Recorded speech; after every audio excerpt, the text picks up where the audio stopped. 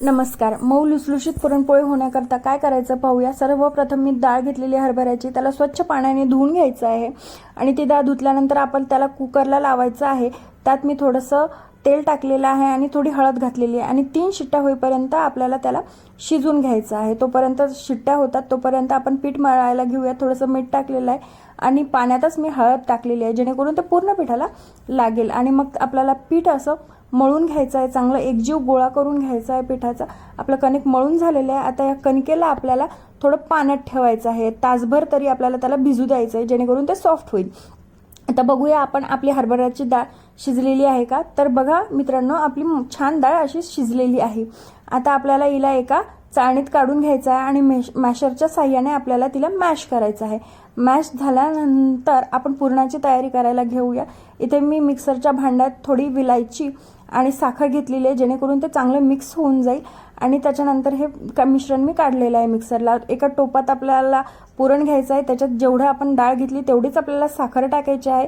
ते चांगलं गरगरीत असं मिश्रण मिक्स करून घ्यायचं आहे आणि 10 ते 15 मिनिटापर्यंत आपल्याला त्याला शिजू द्यायचं आहे.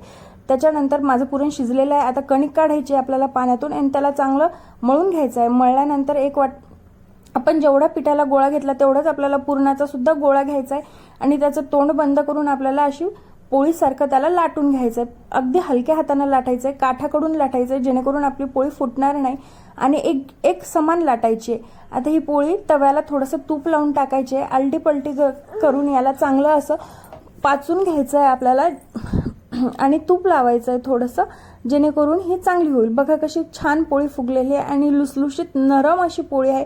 अजिबातही कडक लागणार नाही आणि चवही खूप छान या पोळीची होते. अशीच मी दुसरी सुद्धा पोळी टाकलेली आहे आणि त्याला तुपाची धार सोडलेली आहे वरतून. ही पण पोळी तुम्ही बघू शकता. ही पण पोळी तितकीच सुरेख झालेली आहे. परत याला थोडंसं तूप लावायचं आहे. पोळी बघा कशी फुगतीये. तुमच्या पोळ्या माझ्या पद्धतीने जर केल्या तर अशा छान होतील आणि फुटणार सुद्धा नाही. बघा माझी पोळी फुटत पण नाही आहे आणि काठोकाठ सेम भाजल्या चालली आहे आणि सेम पोळीचा आकार आहे.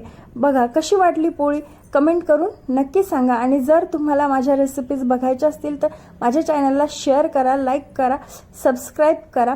थँक्यू.